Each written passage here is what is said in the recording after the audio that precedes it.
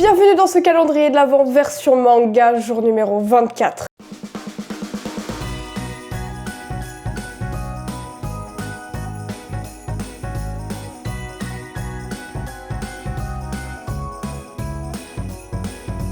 Pour l'occasion, j'ai sorti le petit bonnet de Noël. Malheureusement, j'avais pas de pull moche de Noël. Donc le tome 24, évidemment, il en reste qu'un. Il est juste là et il est plutôt gros. Le petit tome 24. Le voilà, il est juste là. Le tome 24, il est gigantesque. Alors, avant qu'on lise l'énigme du jour et tout ça, je vais vous dire à quel manga je pense directement. Il faut savoir que du coup, mon copain qui a choisi tous les tomes pour ce calendrier de l'Avent, d'ailleurs, je le remercie énormément, ainsi que ma maman pour les emballages, a une série qui lui tient à cœur et que je n'ai jamais lu encore. C'est Made in Abyss. C'est son manga préféré, son animé préféré. Étant donné que je n'ai jamais lu la série et qu'on possède littéralement tous les tomes, pour moi, on va avoir Made in Abyss. Je serais limite déçue s'il l'a pas mis, sincèrement. Donc écoutez, on va voir ça. Je vous propose qu'on lise directement la petite énigme du jour. Un magicien sans pouvoir, mais avec une magie unique, transformait la vie en gemme. Alors ça me dit rien du tout. Franchement, ça me dit rien. Le tome est hyper dur par contre. Mais moi, je me souviens qu'on s'est fait troller il y a quelques épisodes de ça. Dans tous les cas, je vais dire Made in Abyss. Donc écoutez, même si rien ne correspond, le format, l'énigme ou quoi, je dis Made in Abyss. Donc écoutez, on va directement ouvrir pour voir ce qu'il y a à l'intérieur, mais je resterai sur mon avis de Made in Abyss. Ok, c'est ouvert. On va directement voir si c'est bel et bien Made in Abyss. C'est parti. Attention.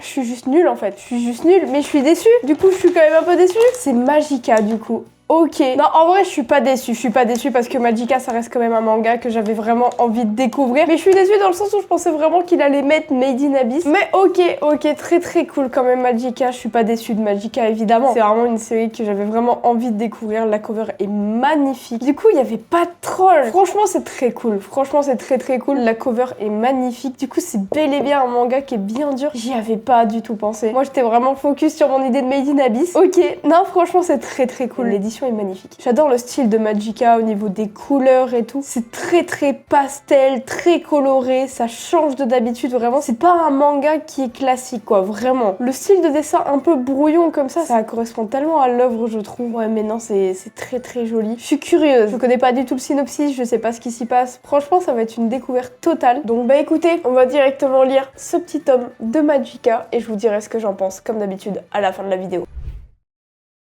Il était une fois un beau magicien qui ne pouvait utiliser qu'une seule magie, un peu étrange, lui permettant de transformer l'éclat de la vie en gemme. Chacun de ces joyaux renfermait les drames et les comédies que ce mage impuissant avait vu se dérouler à travers l'univers. Ainsi se lève le rideau sur ces contes de fées fantastiques aussi touchants que stupéfiants.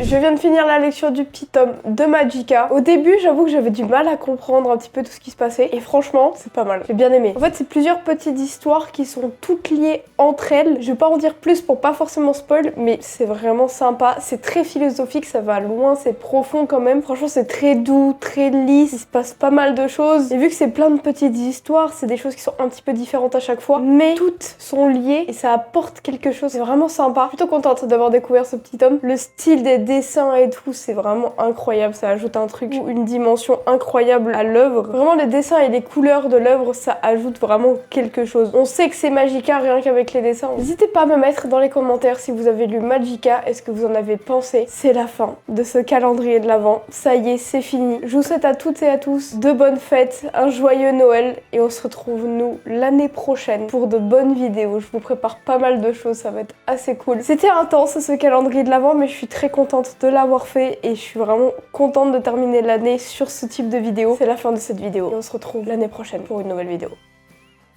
Ciao.